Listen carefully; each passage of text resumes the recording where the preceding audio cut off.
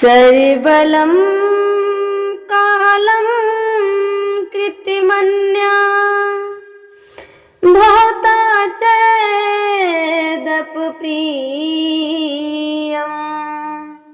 सपालोकयतो वेशो लोको वाचो विधिना बलिहम्।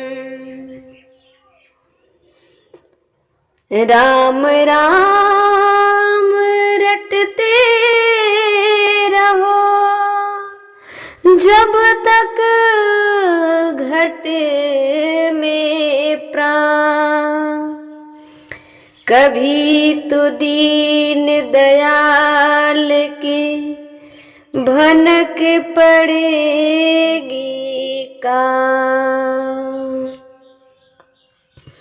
राधे मेरी मात है, पिता मेरे घनश्याम, इन दोनों के चरणों में मेरा कोटि कोटि प्रणाम, मेरा कोटि कोटि प्रणाम। सभी भागवत प्रेमियों को प्यार भरा श्री राधे राधे, जय जय श्री कृष्णा।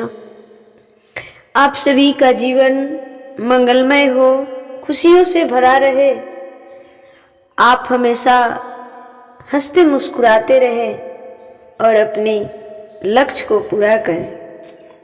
इन्हीं शुभकामनाओं के साथ मैं कथा में आगे बढ़ूंगी। इससे पहले एक लाइन छोटा सा भजन गुनगुना देते हैं। दीवाने तेरे नाम के खड़े हैं दिल थाम के, दीवाने तेरे नाम के खड़े हैं दिल थाम के, कि कृष्ण तेरे प्यार में, कि हम तेरे प्यार में रहे न किसी काम के, खड़े हैं दिल थाम के, दीवाने तेरे नाम के खड़े हैं दिल थाम के। मगर बड़ी दूरियां, मगर बड़ी दूरियां, बड़ी मजबूरियां मिटा दे लगा के गले, गिले ये सुबह शाम के, मिटा दे लग के गले, गिले ये सुबह शाम के, दीवाने तेरे नाम के खड़े हैं दिल थाम के। प्रेम से बोलिए श्री कृष्ण कन्हैया लाल की जय, श्री राधे सरकार की जय। भागवत महापुराण की जय, जय जय श्री सीताराम, जय जय श्री राधे श्याम। सभी भागवत प्रेमियों को स्वागत है। आप सभी ध्यान पूर्वक सुने। गृहस्थ जीवन की कथा सुना रहे हैं। तो कल की कथा में आपने सुना कि माता देवहूति कदम जी से कहती है कि हमें पुत्र की इच्छा है। तो एक पुत्र हुए कपिल देव भगवान। बोलिए कपिल देव भगवान की जय। जब कपिल देव भगवान हुए तो करदम जी अब अपनी तपस्या की ओर चल पड़े। माता का यही इच्छा था कि एक पुत्र चाहिए। सुपुत्र कपिल भगवान हो गए, कपिल भगवान का प्रकट हो गया। अब करदम जी अपने तपस्या की ओर चल पड़े हैं। माता देवहूति कपिल भगवान से प्रश्न करती है, जो प्रश्न आप और हम सबके मन में होता है, हमारे और आपके सबके मन में वो प्रश्न होता है। माता देवहूति प्रश्न करती है कपिल भगवान से, और हमने इसी बात पर आगे बताया कि गृहस्थ जीवन, गृहस्थी कहाँ तक करना चाहिए, गृहस्थ जीवन का क्या क्या नियम है। इसलिए जो हमने बताया कि अपने संतान को संस्कार दीजिए, संपत्ति नहीं, संस्कारी होंगे तो संपत्ति कमा लेंगे, उत्पन्न कर लेंगे। ठीक है, तो ये जो बोल रहे हैं ये हल्के में मत लेना, ये सही है। मान मेरी कहना नहीं तो पछताओगे, मिट्टी का खिलौना मिट्टी में मिल जाएगा, यही है। तो मैं आगे बढ़ूंगी। ये जो अपने संतान के भरोसे बैठे हैं, बच्चों के भरोसे बैठे हैं कि ये हमारे तेरे ही और ही करेंगे, हमारे नाम से दान पुण्य करेंगे, ये बच्चों के भरोसे ना बैठा करो। जरूरी नहीं है कि वो करेंगे या ना करेंगे, ठीक है। इसलिए जब तक हमारी सांसें हैं, हमें अपने सांस पे भी भरोसा नहीं है कि ये कब सांस रुक जाए। इसलिए जब तक चल रही है, जब हुआ, जब जो मिला वो कर लेना चाहिए, समय का प्रतीक्षा नहीं करना चाहिए, क्योंकि काल की गति न्यारी है। काल कल के समय नहीं देता है, काल कल के समय नहीं देता है। जो करना है सो आज करो, कल करो सो आज करो, आज करो सो अब, पल में प्रलय होता है, बहुरी करोगे कब। ये कोई भरोसा नहीं है हमारे सांस का भी, ठीक है। तो माता देवहूति भगवान कपिल जी के सामने हाथ जोड़ बैठ गई। कपिल देव जी माता देवहूति के कौन है? संतान है, बेटे हैं। लेकिन माता जानती थी कि भगवान कपिल ये साधारण सा बालक नहीं है, भगवान है। हाथ जोड़े बैठी है और प्रश्न कर रही है, बड़ा सुंदर प्रश्न कर रही है। निर्विना नित्य राम भुवन, सदिन दे दर्शनात ये, ना सभा व्यमान ना प्रपचनादम त्वमः प्रभु। हे प्रभु, मेरी इन इंद्रियों की इन इच्छाओं को पूरा करते करते मैं ऊब गई हूँ। ये सब प्रश्न आपके और हमारे भी होते हैं कि हमारी इच्छा नहीं खत्म होती है। हमारी इंद्रियां देखती हैं कि फलाना ये पहने हैं, ये इस पर चढ़कर घूम रहे हैं, ये कर रहे हैं, हम भी करें, तो हमारी इच्छाएं पूर्ण नहीं होती है। वही प्रश्न माता देवहूति भगवान कपिल जी से कह रही है कि हे प्रभु, निर्विना नित्य राम भुवन, सदिन्द्रिय दर्शनात ये न सभा विमान ने प्रपनाधम त्वमः प्रभु। हे प्रभु, मेरी इन इंद्रियों की इन इच्छाओं को पूरा करते करते मैं ऊब गई हूँ। क्या पता आप लोग उबे हैं कि नहीं उबे हैं, वो आप लोग जाने, लेकिन ये सत्य है। मैं ऊब गई हूँ, परेशान हो गई हूँ। बताइए मैं क्या करूं, बताइए मैं क्या करूं। माता देवहूति भगवान कपिल जी से प्रश्न कर रही है। तो भगवान कपिल जी क्या कहते हैं?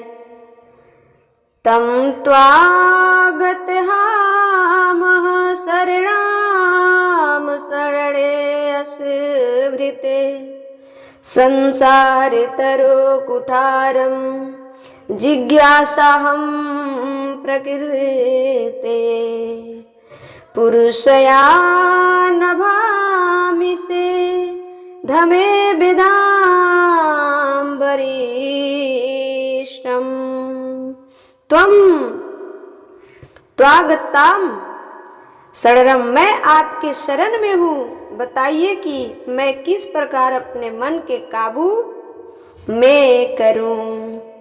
माता देवती क्या कहती है कि मैं आपके शरण में हूँ प्रभु, मैं आपके शरण में हूँ। आप बताइए कि मैं अपने मन पे काबू कैसे करूं। मेरा मन बड़ा परेशान है। ये प्रश्न लगभग सभी लोग का होता है कि मेरा मन बड़ा परेशान करता है। यहाँ बड़ा ही सुंदर ये प्रसंग है, ध्यान पूर्वक सुनिएगा। अब ये तो मैं बात उपदेश करने जा रही हूँ, जिस सब्जेक्ट में मैं कहने जा रही हूँ, इस सब्जेक्ट को भागवत में कपिल देवहूति संवाद कहते हैं। क्या कहते हैं भागवत जी में? कपिल देवहूति संवाद कहते हैं। ये संपूर्ण संवाद परीक्षित जी को सुखदेव भगवान ने सुनाया। ये संपूर्ण संवाद परीक्षित जी को सुखदेव भगवान ने सुनाया, उद्धव जी को, मैत्री जी को सुनाया और कपिल भगवान ने माता देवहूति को सुनाया, सूत जी सनकादि को सुनाया और ये दासी आज आप सभी को सुना रही है, सुनाने जा रही है। ये उच्च कोटि का सिद्धांत है और ज्ञान है। कपिल देवहूति संवाद उच्च कोटि का सिद्धांत और ज्ञान है, इसलिए भागवत जी में ये इसका विस्तार बड़ा सुंदर से हुआ है। इसलिए जितना प्रश्न आप और हमारे मन में होता है, वही प्रश्न माता देवहूति ने भगवान कपिल देव जी के सामने कर जोड़ कर बैठ कर रही है। इसलिए आप और हम सबका भी हालत यही है कि मन बड़ा परेशान करता है। मन क्या करता है? परेशान करता है। बहुत लोगों का प्रश्न होता है कि मैं जब भी पूजा पे बैठता हूँ तो हमारे मन भटक जाते हैं, मन भटक जाते हैं। ये प्रश्न लगभग लोगों का होता है। तो सुनिएगा, बड़ा सुंदर ये प्रसंग है।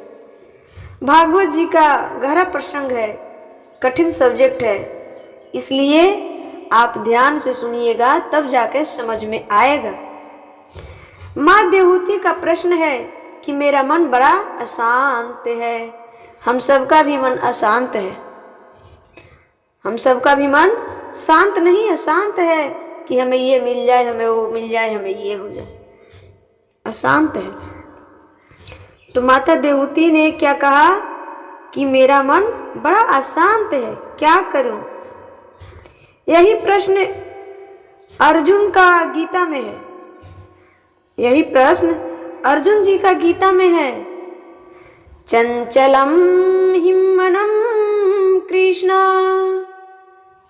क्या करूं भगवान, मेरा मन बड़ा अशांत है, मेरा मन बड़ा चंचल है। और सच्ची बताऊं, यही प्रश्न आप लोग का भी है, यही प्रश्न मेरा भी है, ये सबके प्रश्न शायद होता है लगभग। मेरा मन बड़ा परेशान करते है, बड़ा चंचल है, स्थिर नहीं है, यहाँ वहाँ भटकता है और भागता रहता है। मन को कैसे बस में किया जाए? तो आज मैं मन को बस में करने की उपाय बताऊंगी, कैसे बस में किया जाए। सुनो, सबसे पहले हमें क्या करना चाहिए, क्या करना है? भगवान अर्जुन को उपदेश कर रहे हैं, कृष्ण भगवान उत्तर दे रहे हैं। चंचलम हिम मनम कृष्णा, चंचलम हिम मनम कृष्णा। इसका अर्थ क्या है कि भगवान कह रहे हैं कि अभ्यासेन तु किंतु वैराग्य च गृहते, अभ्यासेन तु किंतया वैराग्यने च गृह्यते। हे अर्जुन, अभ्यास करो। अर्जुन जी भगवान कृष्ण से प्रश्न करते हैं कि चंचलम हिम मनम कृष्णा, तो भगवान श्री कृष्ण कहते हैं कि हे अर्जुन, अभ्यास करो। आप लोग का भी ये सवाल होता है कि मेरा मन बड़ा चंचल है, मेरा मन बड़ा चंचल है, लगता ही नहीं है, मन किसी के नहीं लगता और मन कभी लगेगा ही नहीं।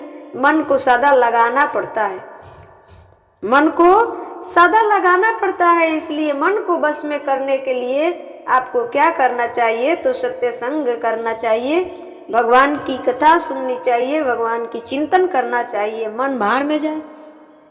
यह मन जो है ना, ये सबका मन बड़ा परेशान करता है।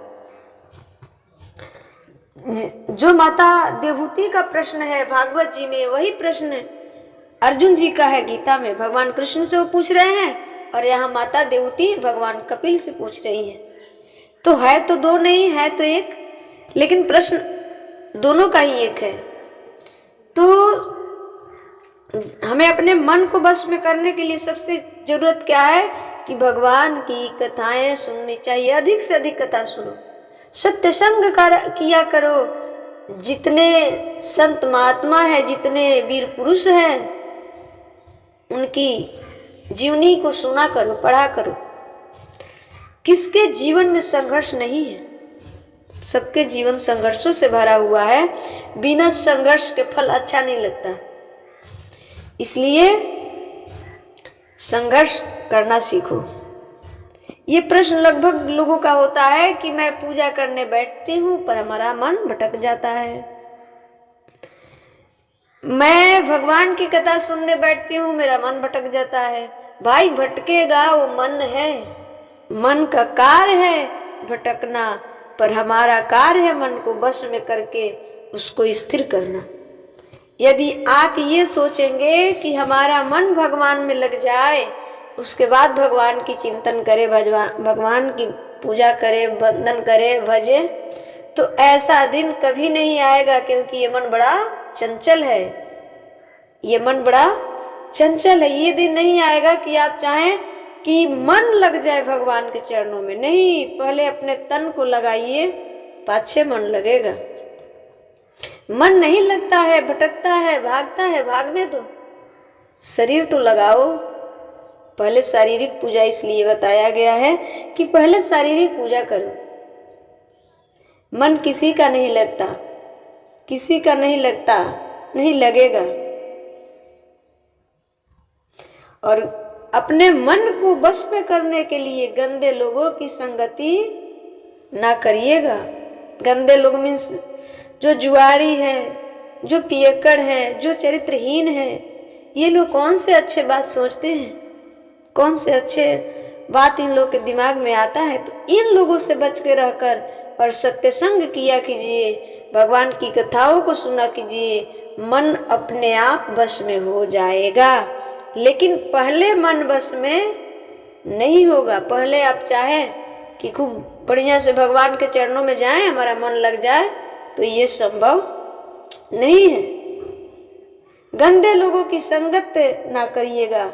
धीरे धीरे मन को, मन ना लगे तो भी, मन ना लगे तो भी भगवान के आगे बैठा करो, मन ना लगे तो भी भगवान को देखा करो। चलो तुमको कुछ नहीं आता है तो भगवान को देखना तो आता है, कुछ नहीं आता है तो भगवान को देखना तो आता है।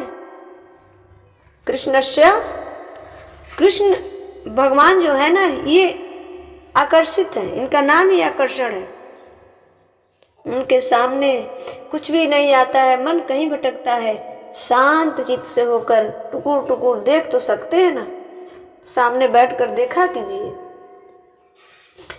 खूब ध्यान से देखा कीजिए कि भगवान के कैसे गाल है, भगवान के कैसे बाल है, कैसे कजरीली सी आँख है, कैसे अधर है, कैसे बांसुरी है, कैसे टेढ़े खड़े हुए हैं, कैसे मोर मुकुट है, कैसे करधनी है, कैसे बाजू बंद है।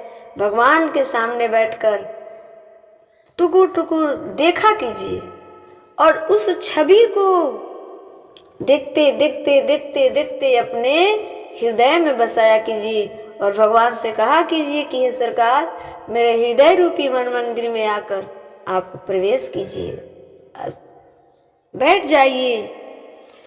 जब नित्य ऐसे करने लग जाएंगे तो मन जाएगा कहाँ? मन जाएगा कहाँ?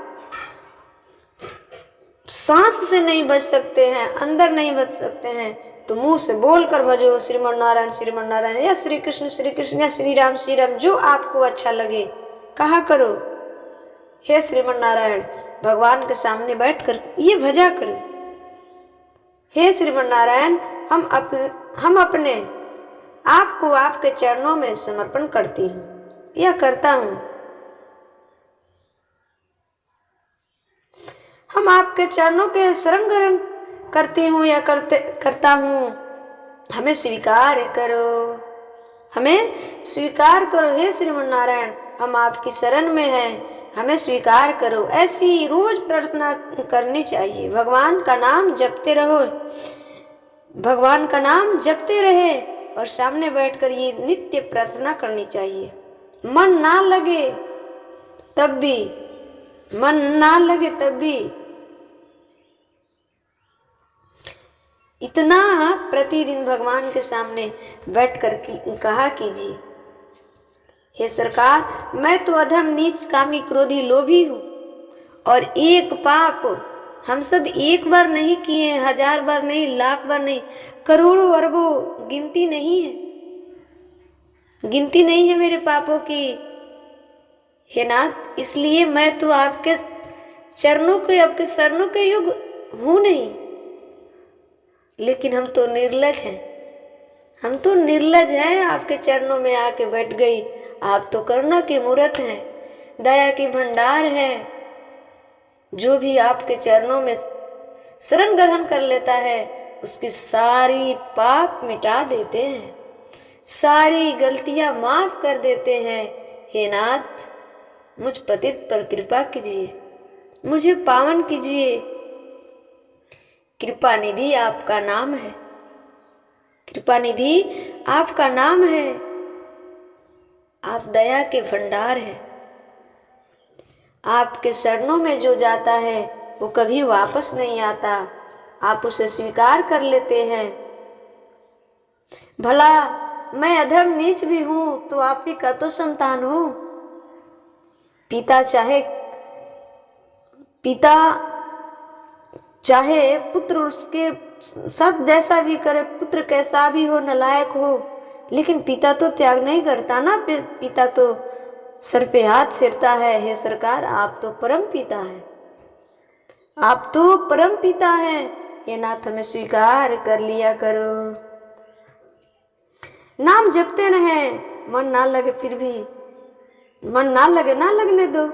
आप कहते हैं कि मन लगेगा तो भजन करेंगे ना जी, वो दिन कभी नहीं आएगा। ऐसे नित्य प्रार्थना किया कीजिए भगवान के सामने बैठकर 10 मिनट, 5 मिनट, 2 मिनट, जितने समय आपके पास जो है उतना ही समय में किया कीजिए। क्योंकि उसके बाद क्या होगा कि मन धीरे धीरे लगने लग जाएगा। आप जहाँ भी रहेंगे वहाँ आपके सामने भगवान दिखेंगे और मन लग जाएगा। मन ना लगे तो भी भगवान का चिंतन करते रहो, करते रहो, करते रहो। एक ना एक दिन मन बस में होगा, एक ना एक दिन मन बस में होगा। बाद में बस में होगा, पहले नहीं होगा, लेकिन बाद में होगा। इसलिए पहले शारीरिक पूजा किया करो, शरीर को लगाओ, मन बाद में लगेगा, पहले शरीर को लगाओ। पर आप कहते हैं कि मन नहीं लगता तो मैं पूजा कैसे करूं? तो मन कभी नहीं लगेगा, वो तारीख कभी नहीं आएगी। इसलिए पहले शरीर को लगाओ ना, मन तो ना लगेगा, न लगने दो। भगवान को स्नान कराओ, भगवान का सुंदर सा श्रृंगार करो, सुंदर सा भोग लगाओ। भगवान की सेवा शरीर से किया कीजिए पहले, उसके बाद स्वयं मन लग जाएगा भगवान के चरणों में। छोट बच्चे जो होते हैं ना, वो तब तक रोते हैं जब तक उन्हें माँ अपने गोद में नहीं उठा लेती है, तो माँ को अंत में गोद में उठाना पड़ता है। वैसे हमारी ये तो परम पिता हैं, ये परम पिता हैं। हम एक ही बात को प्रतिदिन सुनाते रहेंगे तो एक न एक दिन तो सुन ही लेंगे, एक दिन तो आना ही पड़ेगा।